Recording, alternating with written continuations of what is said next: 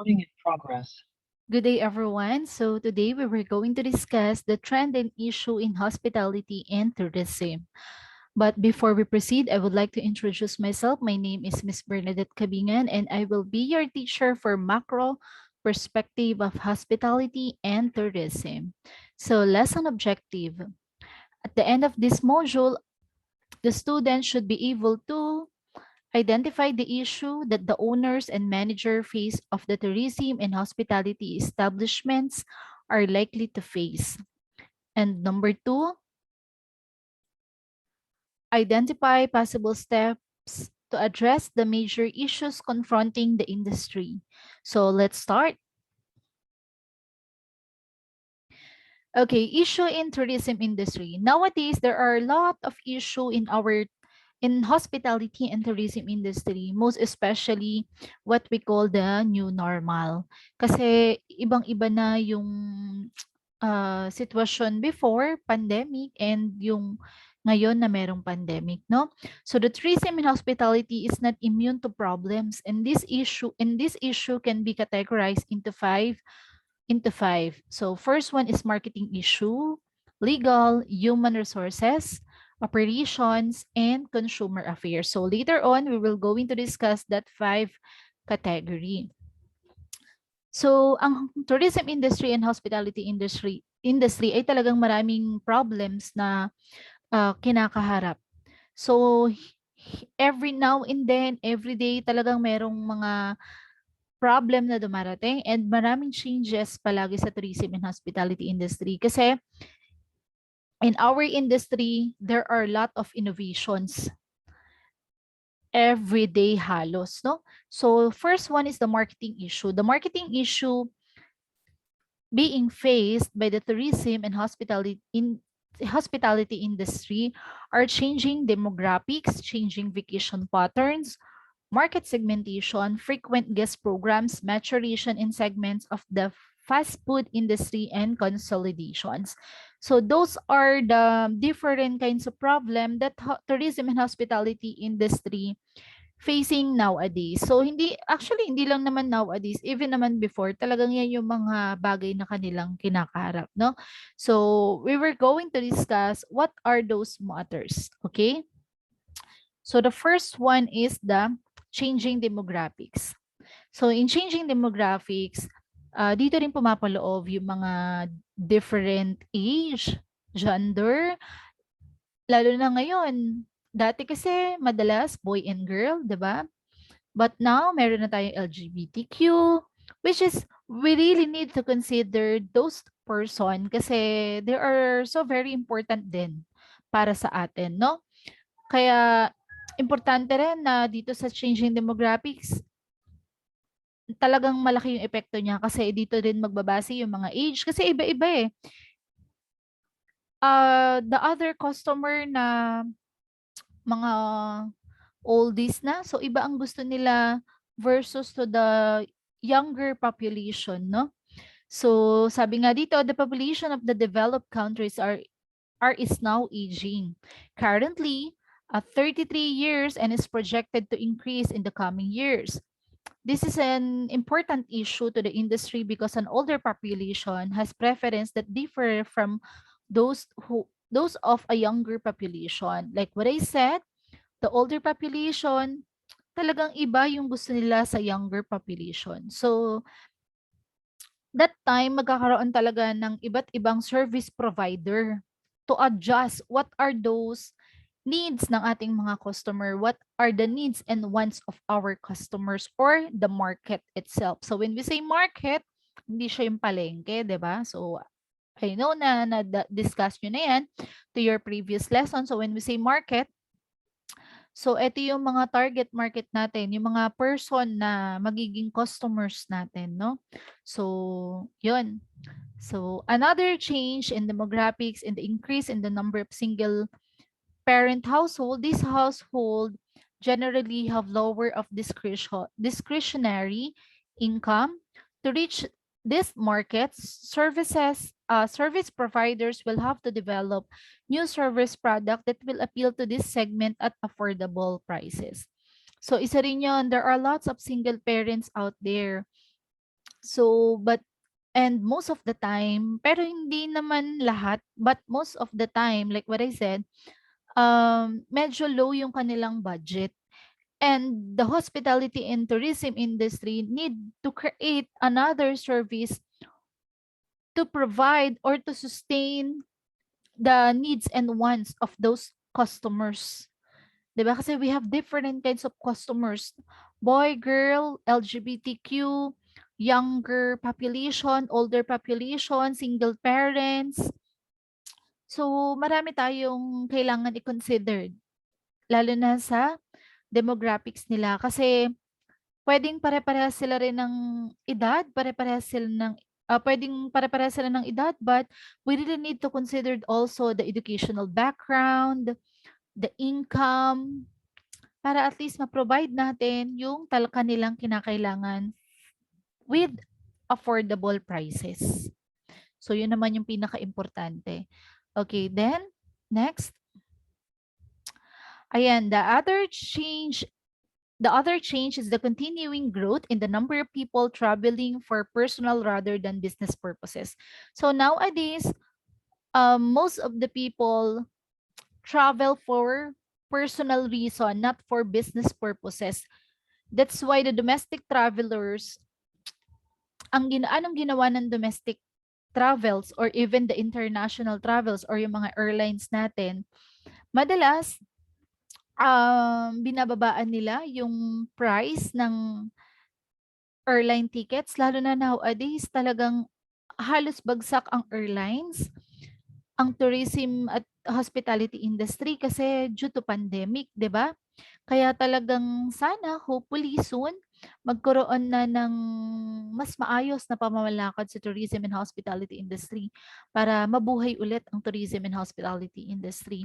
So nowadays ang ginagawa nila, binababaan nila yung price ng kanilang ticket para at least mas mabili ng ating mga guest. Okay, then next.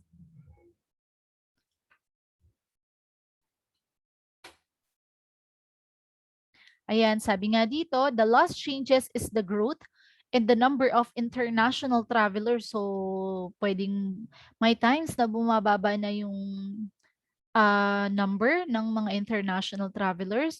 And one of the primary reason is the decreased cost of transportation relative to income, making traveler more affordable to everyone. So, madalas yun nga yung ginagawa ng ibang mga ibang airlines, they decrease yung cost of transportations, mga airline tickets, binababaan nila kasi nga binabase rin natin yun sa mga income ng mga mas maraming tao na nagta-travel, 'di ba?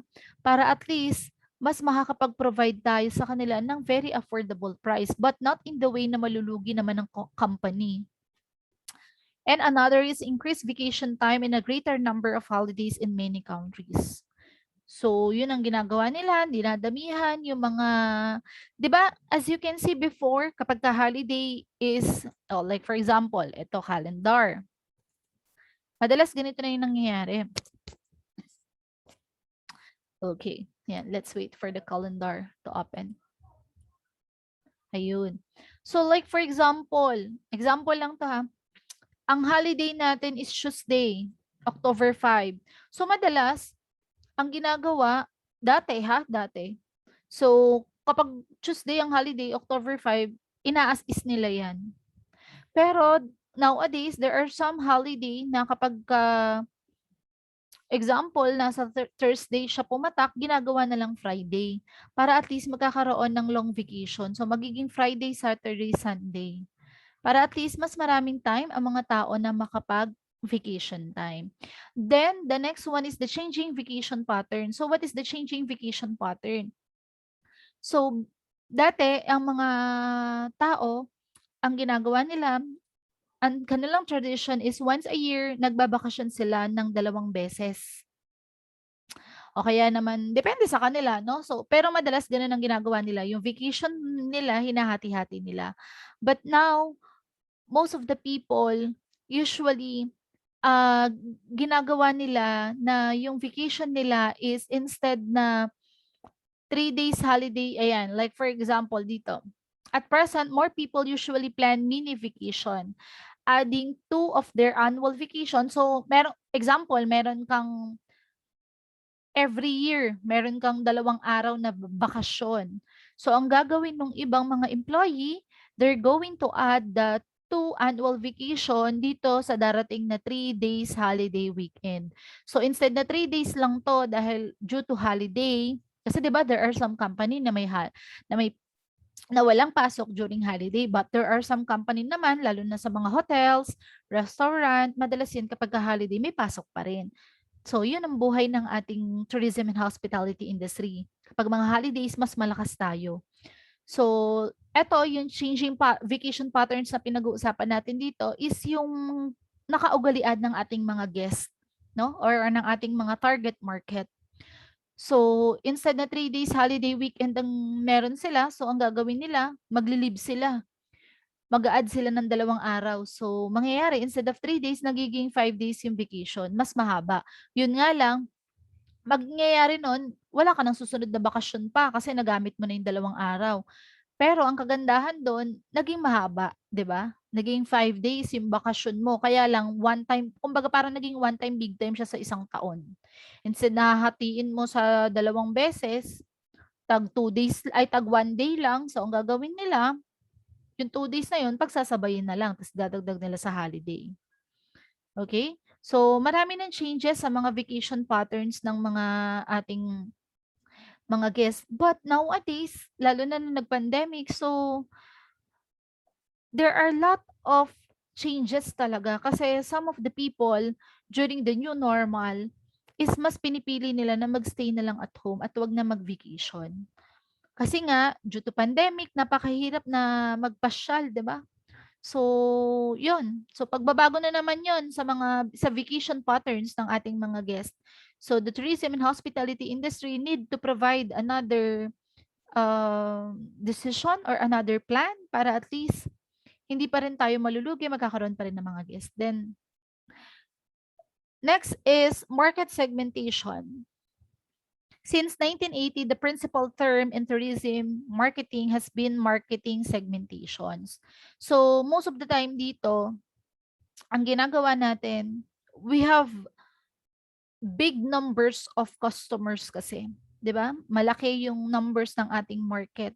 So, ang ginagawa nila, dinidivide-divide nila, they need to create a plan on how to divide the needs and wants ng ating mga customers para at least mas mapo-provide natin kung ano man yung gusto nila. An example of market segmentation has been evident in food service in the past 10 years. A number of restaurants that additionally offered extensive something for everyone menus has begun to see reduction in business as a customer have chosen to patronize restaurant offering a specialized service product. As new market segment are identified properties designed to appeal to those segments are likely to be developed. Then most of the time nowadays, ang mga customers natin, mas gusto nila sa mga totally developed na mga hotels, restaurant. So, mas pinipili na nila na doon nang mag-vacations or doon na magpunta. Yung hotel na meron ng swimming pool, yung mas maganda na, para at least sulit na yung kanilang ibabayad, di ba? Okay, then next.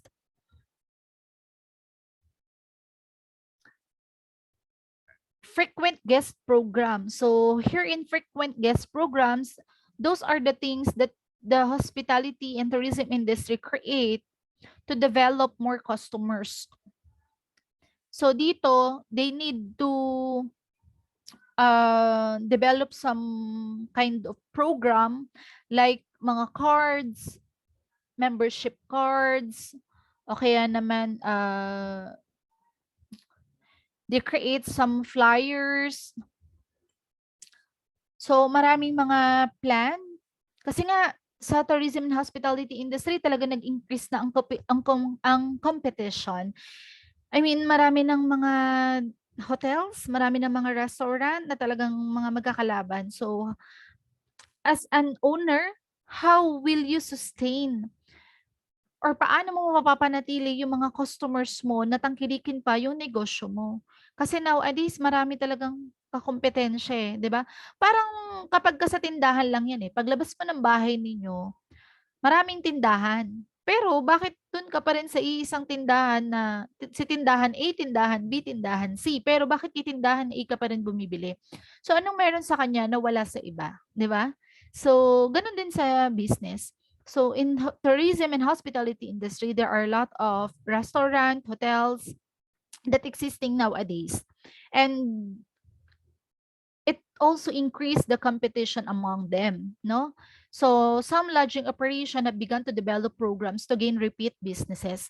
So nag-create sila ng mga programs para nga at least mas ma-encourage natin ang ating mga customers to avail our service. So modeled on the frequent flyers program, which were successfully used by many airlines companies. So sometimes yung mga airlines companies, hotels, restaurants, so marami naman gumagamit niyan, eh.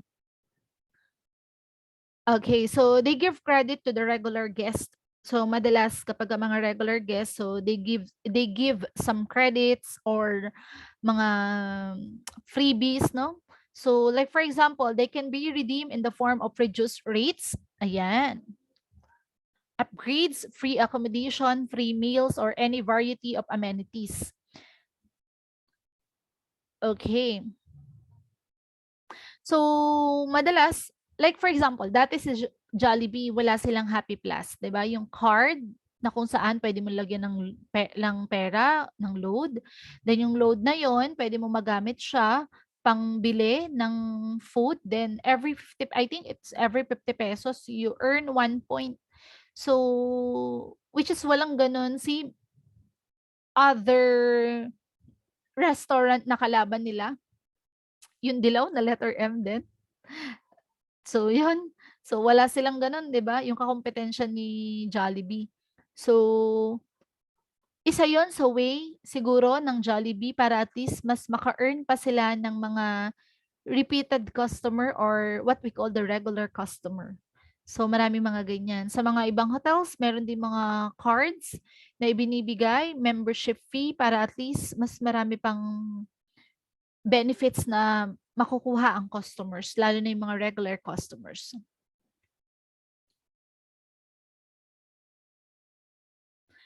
Okay, then maturations in segment of the fast food industry. Segment of the fast food industry are no longer expanding to the extent that was formerly possible. The demand for a hamburger is not growing as fast as it once did. So operators find it necessary to develop a new product to maintain this desired sales level. So dito sa maturation and segment of the fast food industry, there are a lot of fast food industry na parang nung nagsimula si Jollibee, 'di ba? Nag-offer lang siya ng ice cream. Kaya lang, syempre hindi naman everyday ay siguro nung una talagang patok na patok kasi unang arangkada ng ice cream nila talagang patok na patok. But during rainy season, 'di ba mahina ang pagbebenta ng ice cream. So para ma-sustain mo yung negosyo mo, para mapanatili mo yung negosyo mo na talagang kumikita pa, the company decided to create a new product. So they decided to create a hamburger. 'Di ba? Para yun naman yung i-offer nila kapag kaayaw ng ice cream. Kasi example, during rainy season, ayaw masyado ng ice cream. So there is an option na pwede kang hamburger. So dito naman, yung iba ring mga restaurant, nag-offer sila ng hamburger, kaya lang not all the people naman ay may gusto sa hamburger. So they need to create another plan or another or new products para at least ma-maintain nila yung desired nila na sales level. So some of the restaurant that offering hamburgers nowadays offering also pizza, salad, poultry, or other meats products. As public taste continues to change, food service operator will have to develop specialty products to retain an adequate share of the market. So yun nga, kasi nga sa tourism and hospitality industry, there are lots of innovation every now and then. So the restaurant, hotels, they really need to create um, a new product para at least ma-maintain natin yung gusto ng mga ating customers and ma-provide natin yung mga wants and needs nila. Para at least yung food service operation ay talagang magbo-boom at magbo-boom pa rin. Okay, the next, consolidation in the commercial lodging industry. Some experts are now predicting that the number of large nationwide lodging companies will decrease in the coming years. That a small number of firms will dominate the lodging industry by acquiring smaller chains or regular or national properties. This will enable successful companies to obtain the funds required to expand their operations internationally. So, madalas marami ring mga small chains na uh, pinaparami nila yung kanilang mga branches sa kahit maliliit lang yung mga branch nila. Tapos ang gagawin na lang nila, like for example, the Sogo Hotel. Maliit lang yung branch niya, then pinaparami na lang nila, 'di ba? Sa iba't ibang lugar para mas makikilala sila. So that's the time na magkakaroon sila ng chance na kilala sila. So magkakaroon sila ng chance na magkaroon din ng mga properties national. The trend towards consolidation will have a tremendous impact on all commercial lodging operations. Both independent operation and owners of smaller chains will find it difficult to compete with heavily advertised national and international brand. So, napakahirap naman din talaga makipagkompetensya for those hotels and restaurant na talagang kilala international. Like for example, the Holiday Inn, 'di ba? So, Intercontinental. So, napakahirap talagang makipag-compete sa mga 'yon. Kaya madalas ginagawa na lang din nila mga maliliit na hotels maliliit na motels ang kanilang ginagawa. Then maraming lugar silang pinagtatayuan para at least mas makikilala yung kanilang establishment, 'no? Then next, when it comes naman on legal issues, liquor liability. So, dito I will try my best to explain this one as fast as I can, no, para at least mas kaunti yung papanoorin ninyo na video.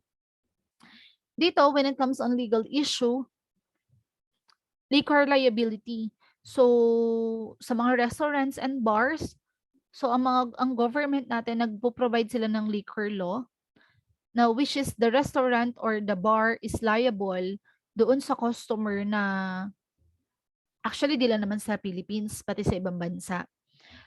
Pag yung customer mo ay napahamak, umuwi siya ng lasing at napahamak siya, may liable doon ang restaurant or ang bar kung saan siya nag-inom. So, yun. Kasi there are some establishment na talagang para kumita sila ng malaki, talagang pinapainom pa rin nila ng pinapainom yung yung lasing na tao, no? Which is hindi tama. Kaya din nag-provide ng ganitong law para at least may iwasan natin yung ganun.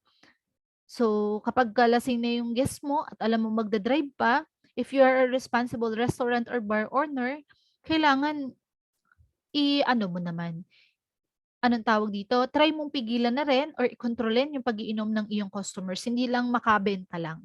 So, hindi dapat ganun. Dapat, as an owner, we also give value to our customers. Okay? So,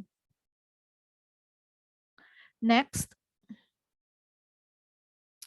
Ayan o, sabi nga dito, in addition, several states in the US have imposed new regulation have made the discounting of drinks, the so-called happy hour, illegal. In several state, establishment and their owner can be held financially accountable if they serve alcoholic beverages to an intoxicated individual who caused damage or injury after leaving the establishment. So, yung mga restaurants and bar owner, talagang magiging financially accountable sila, no? Talagang kumbaga dawit sila dito kapagka nagkaroon ng times na yung lasing na tao ay sineserban mo pa rin ng alcoholic beverages at nagkaroon ng disgrasya, accident, or nakasira siya sa ibang area dahil sa kalasingan niya. So, the restaurant or the bar is liable nga sa ganung mga pangyayari. So, dapat alam yan for those person na nagbabalak na magtayo ng bar and restaurant. Hindi lang puro pagbebenta, 'di ba? Sabi ko nga, we really need to give value to our customers. Safety. Ethics in the tourism and hospitality. Ethics an academic discipline that deals with the study of codes of moral conduct, practiced by individual or group. Business ethics refers to the applications of a particular moral code to relationship, activities, and discussions made by individual in business or industry. So dito, sa ethics in tourism and hospitality, we really need to know what is right or wrong. What are those things that we need to do? Sabi nga, di ba, importante yung integrity. You're doing the right thing even no one is seeing. Diba? So it's very important. So like for example, is it right ba?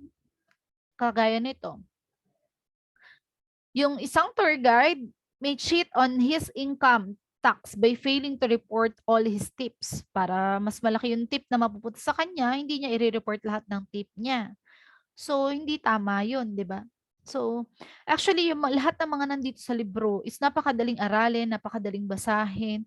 But in reality, talagang maraming pagbabago, maraming changes.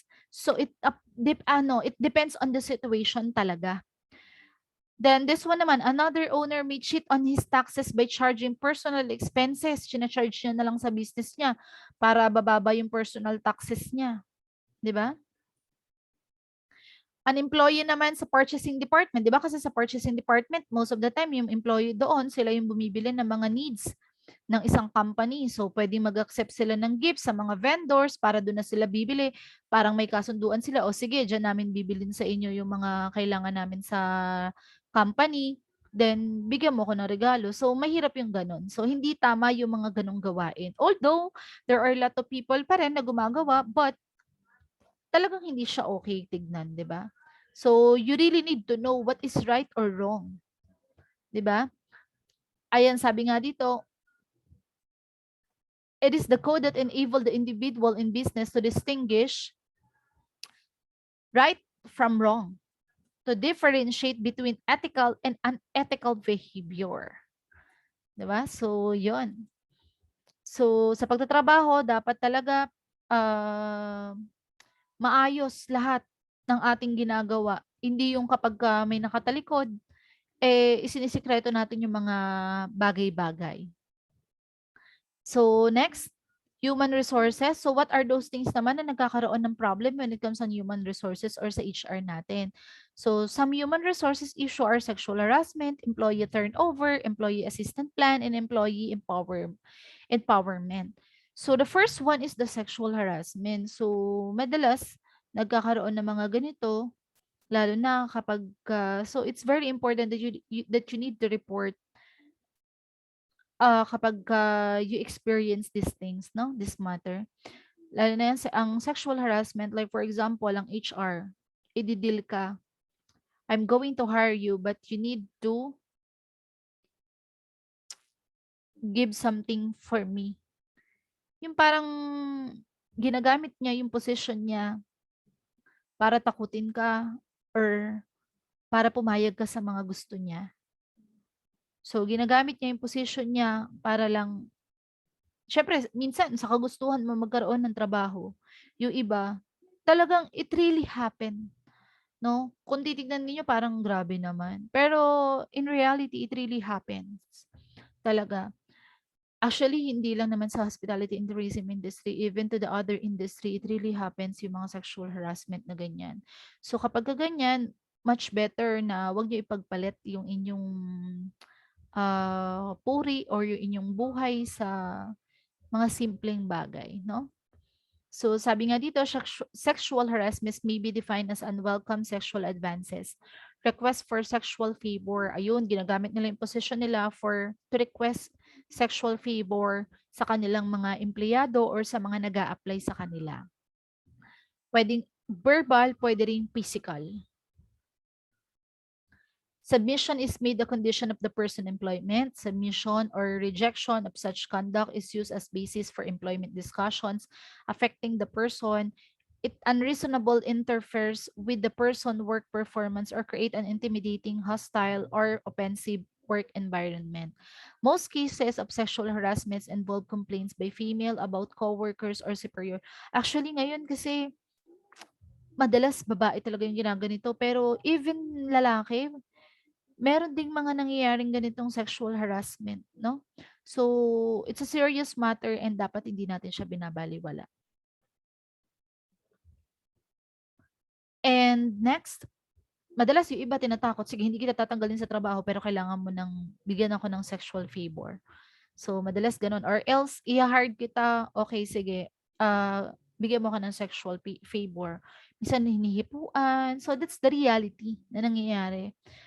Na dapat nating, hindi naman sa lahat kasi there are some uh, establishment naman talaga na maayos. So kapag may mga ganyan na sexual harassment na nangyari, you really need to report para at least mabibigyan ng aksyon. Employee turnover, ito yung isa sa pinakamalaking problem na nangyayari sa isang company.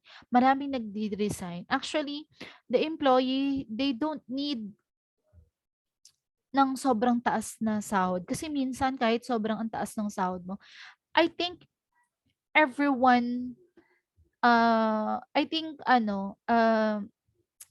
any working student can relate dito, no? Yung mga ibang working student dyan, yung mga naka-experience na mag-work. So, ang isang empleyado naman, di naman kailangan ng kahit gaano kataas ang sahod niyan. Pero kung ang environment niyan sa trabaho niya ay napakagulo, maraming naninira, kanya-kanyang pataasan ng, alam mo yung kanya-kanyang pasikatan, payabangan, hindi ka pa rin magiging happy. 'Di ba? Sabi nga, ang isang trabaho kahit na ang hirap-hirap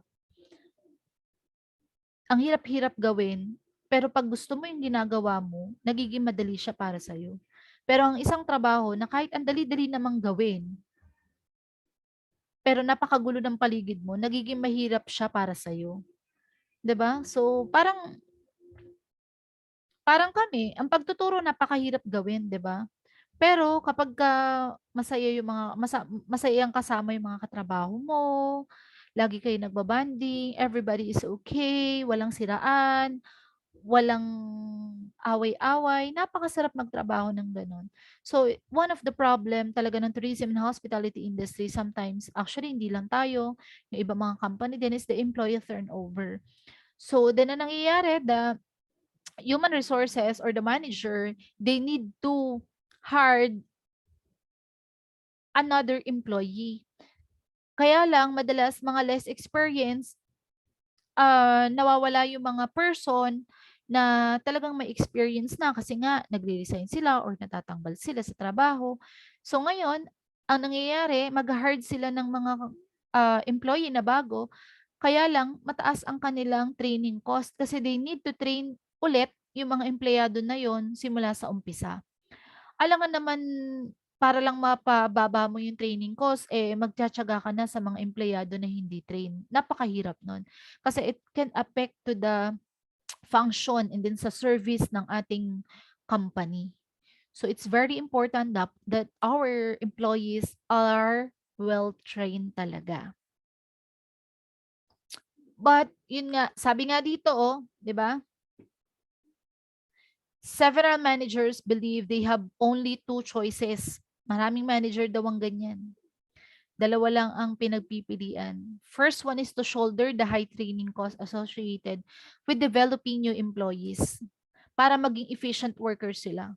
So, kailangan nilang mag-provide ng malaking budget for training cost para lang magkaroon sila ng mga bagong empleyado na talagang efficient sa pagtatrabaho.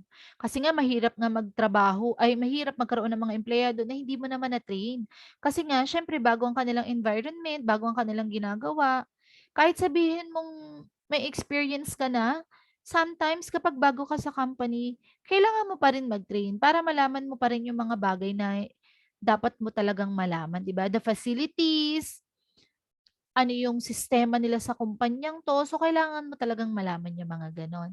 Then next one is equally high cost associated with working with, yun nga, untrained employees naman. Eh, hindi man lang na-realize na meron tayong third alternative, which is bakit hindi na lang natin panatilihin or bawasan natin yung pagtatanggal ng mga trabaho.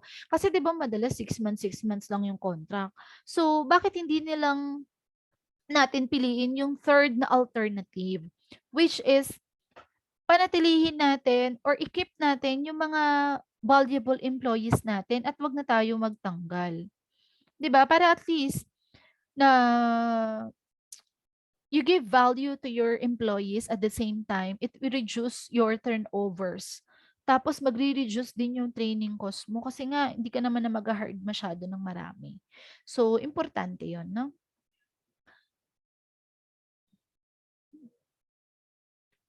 Ayan, many manager in the tourism and hospitality industry understand the requirements to reduce turnover. These include adequate wages and benefits, reasonable working condition, reasonable work schedule. So, it's very important din. Bakit nga ba kasi nagre-resign ng mga tao? So, madalas kulang ang sahod, walang benefits, hindi nila gusto yung working environment. Yun nga, madalas kasi yung kapwa mo empleyado, aawayin ka, or else hindi ka man aawayin, sisiraan ka, 'di ba? Work schedule mo hindi maayos lalo na if you are a working student, di ka man lang pagbigyan ng manager mo. So napakahirap. So you don't have any choice but to resign or to leave the company, 'di ba? Kaya kailangan as a manager, you really need to give value to your employees. As much as possible kung kaya mo silang tulungan, tulungan mo. Gawan ng paraan, 'di ba? Kasi ang hirap na yung side lang natin yung iintindihin natin, hindi natin iintindihin yung side ng ating mga employee. So ganun dapat ang pagiging manager, no? You really need to balance your duty and responsibility at saka yung pangangailangan ng iyong employee. So, employee assistance plan. So, ginawa tong employees assistance plan para at least, ayan, discussion of major issue in the tourism and hospitality industry because there are one of the secular step to pay attention regarding the problems of their employees. The problem of those employed in the tourism and hospitality industry includes psychological problems. Ayan na. So, di ba, maraming mga, eto, employee assistant plans, we give, sabi nga dito, we help, we give assistance, we give guidance, we give tip, advice to our employees. Kasi most of the time, they have psychological problems, family issue. Etong isa sa pinakamalaki, lalo na during this new normal, the financial problems, legal issue, health issue, as well as educational issue. The tourism and hospitality manager who established EAP or the employee assistant plans to benefits employee will eventually develop a more loyal workforce. So kapag meron kang ganito, mas magkakaroon ka ng mga loyal na empleyado. Magre-reduce yung mga tinatanggal na empleyado. So mas marami mag-i-stay sa kumpanya. May mga advantage and disadvantage kasi, 'di ba? So ang advantage kapag may mga loyal employee ka, talagang alam nila ang mga dapat nilang gawin. Kaunting improvement na lang, 'di ba? O kaya kapag may mga bagong mga bagay, mabilis na nila 'yang maaaral. Unlike kapag mag-hire ka pa ng mga bagong empleyado, so para ka magba-back to zero because you need to train them from the start, 'di ba? In addition, the manager who help the employees will reduce employee turnover. Yun nga yung sinasabi natin. Kapag ang manager ay laging tumutulong sa mga ibang empleyado, hindi naman sinasabing not all the time is you need to consider the employee. Hindi naman. But what I'm trying to say is, you really need to give value to your employees. Kasi katuwang mo yan eh. As a manager, katuwang mo yan sa pagpapalago ng profit ng ating company. So we really need to give value to our employees. Sometimes may mga empleyadong sobrang andrama, buong buhay na kinuwento mo. Pero minsan kailangan mo rin yung tignan. Pero remember nyo rin, as a manager, hindi nyo kailangan i-attach. It's my own opinion. So depende na rin sa inyo. I respect the opinion of the others din, syempre. But kung ano man yung sinasabi ko, uh, it's my opinion and then sinishare ko lang din sa inyo. As a manager, mahirap din na sobrang i-attach mo yung sarili mo sa iyong mga empleyado. Kasi dito maaapektuhan yung decision making mo. Kasi minsan kapag magdedesisyon ka na, kapag alam mong nahihirapan si ganitong empleyado mo, kapag sobrang attach yung emotional mo sa kanya, there are times na baka pwedeng baguhin mo yung desisyon mo. Like for example, si employee A ang una nagpaalam na magli-leave. Si employee B, late na nagpaalam. Kaya lang, mas close mo si employee B. Ta's mas naaawa ka kay employee B. So there is a tendency na kahit mas nauna nagpaalam si employee A na which is dapat siya naman ang dapat mong bibigyan ng leave. Kaso nga lang, yun nga, close mo, masyadong attach yung emotion mo kay employee B, siya ang pagbibigyan mo. So that's the time na nagiging unfair ang manager. Kaya you really need to balance, no? Mahirap ang pagiging manager. You need to give value to your employees, but you need to balance your responsibility as a manager. And then you need to balance the rules and regulation ng company. So, yon. Employee empowerment. So, dito naman in some tourism and hospitality establishment, may mga manager that they develop rules and procedures that employees are directed to follow. This includes directives such as inflexible rules for checkout time, bawal mag-refill ng coffee, strict sila sa limit ng mga hand towels per guest. So, halimbawa, kung isa lang yung guest, isa lang ang towels. So, bawal mag-additional ng sugar. So, that's the reason why the other customers hindi na bumabalik or some of our guests hindi na bumabalik sa ating establishment. So, that's why there are some industry, restaurant or hotel industry, or I mean restaurant or lodging enterprise na they decided na magbigay na ng employee empowerment. Or parang hindi na lahat ng yung decision is i-relay mo pa kay manager. Sometimes, if makikita ng employee na talagang medyo kailangan naman talaga ni customers ng ganito, so hindi mo na kailangan pang ipagpaalam minsan sa manager, but not all the time. It's depend on the situation. Situation basis pa rin yan. So, example, nanghingi si customer ng extra towel. So, kung nakita mo naman talaga na kailangan niya. So, meron na tayong karapatan as an employee na i-provide yun sa customer. Kasi iba-iba ang rules eh. Merong ibang mga manager na ang kanilang rules na dinevelop is yun nga, strict talaga. Like, kung mapapasin ninyo sa ibang mga fast food, ibang hotels, ganyan. Na kapag sinabi nilang 1 towel per guest lang, yun lang talaga yun, as is lang. But yun nga, yun yung isa sa mga nagiging reason, that's why there are some guests na hindi na bumabalik. They decided never to return to the establishment kasi feeling nila they are not comfortable, they are not welcome. And sobrang strict ng kanilang rules. So that's why there are some owners or manager na na-realize na hindi pala effective yung ganung rules. So they decided na magkaroon ng policies and iba pang improvements sa quality ng kanilang service.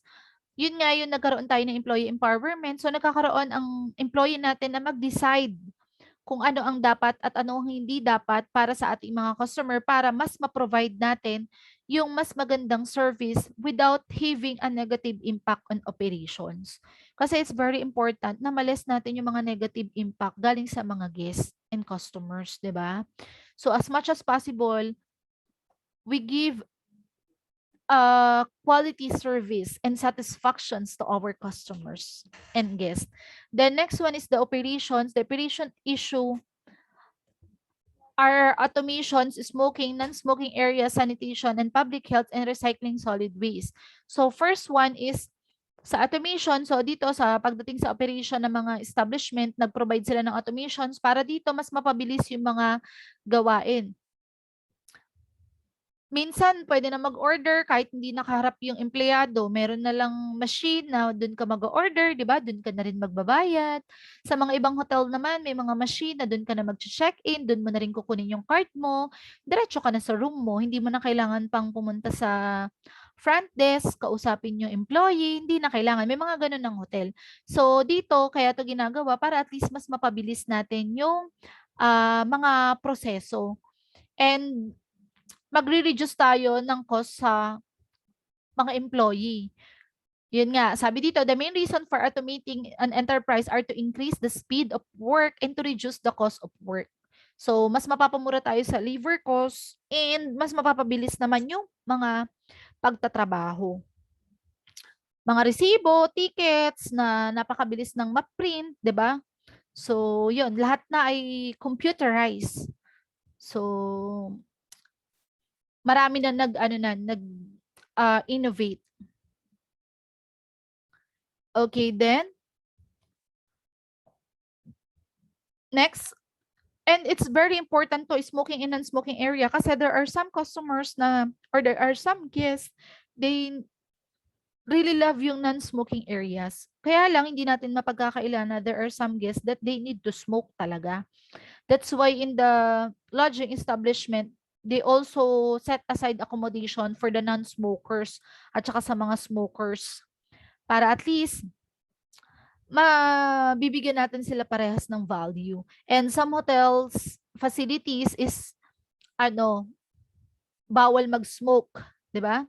Like lobbies, corridor, elevator, and other public areas. So, meron lang tayong specific areas na ipino-provide para sa mga smokers.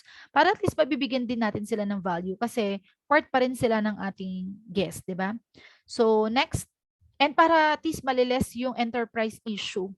Kasi nga, because of the smoking and non-smoking person.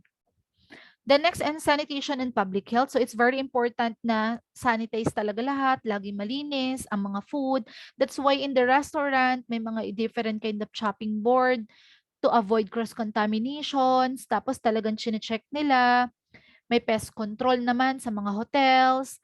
'Di ba? Para at least talagang lalo na during this time of pandemic, talagang every now and then we need to sanitize the room para at least yung susunod na guest na gagamit ay talagang safe sila.